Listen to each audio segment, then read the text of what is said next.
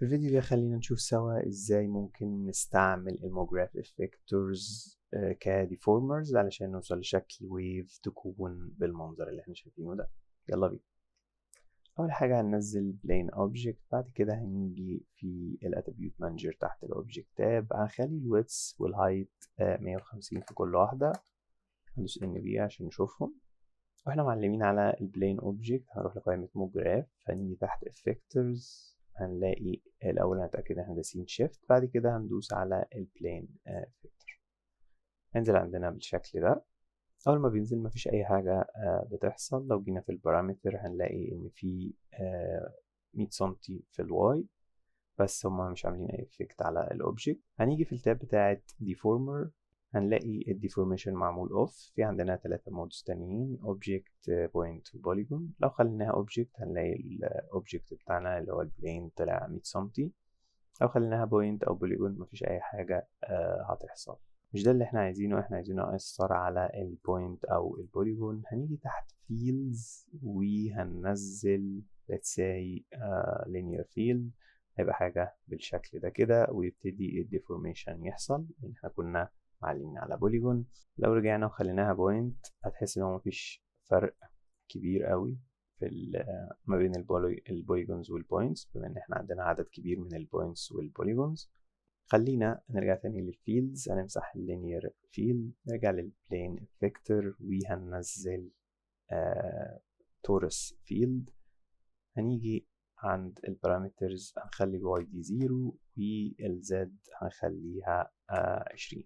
لو جينا في البروبرتيز بتاعت التورس فيلد خلينا نقلل الثيكنس ده لحد 10 مثلا. بعد كده في عندنا الراديوس، ممكن نانيميته بالمنظر ده علشان ناخد الشكل بتاع الويف بتاعتنا.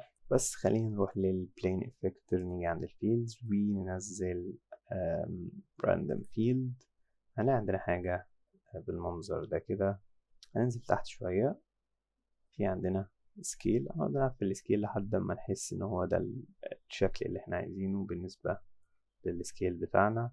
طبعا هو الراندوم فيلد مؤثر على الشكل كله، مش ده اللي احنا عايزينه. احنا عايزين يأثر بس على الجزء اللي التورس فيلد هيبقى عامله الافكت، فهنخلي البلندنج مود بتاعه اوفرلاي. هندوس ان ايه علشان نشوف ايه اللي بيحصل بالظبط. وهنسيت التورس فيلد بدل ماكس هنخليه نورمال. بعد كده هنرجع تاني للتورس فيلد علشان انيميته، نتأكد ان احنا واقفين عند فريم 0. هنيجي نخلي الراديوس بتاع التورس فيلد 0 وهنريكورد عند فريم 30، وهنخلي الراديوس حوالي 300 سنتي ونريكورد تاني عند فريم 30. هنريوايند او هندوس شيفت اف، بعد كده هندوس اف 8 علشان نبلاي. خلينا نقول ان احنا عايزين نعمل الافكت مرة كمان، وعايزين نحرك مثلا نبتدي الويف التانية تبقى عند 10 فريمز. نيجي عند التورس فيلد وهندوس كنترول ونسحب لفوق. هنيجي في البلين افكتور عند الاوبجكت مانجر، هنلاقي ان الكوبي الجديدة بتاعت التورس فيلد ما اتحطتش. هنسحبها ونحطها فوق القديمة ونتأكد إن هي معمولة ماكس. هنيجي في القائمة بتاعت ويندو هندوس عليها ونفتح حاجة اسمها تايم لاين أو دوب شيت، هتطلع عندنا بالمنظر ده كده.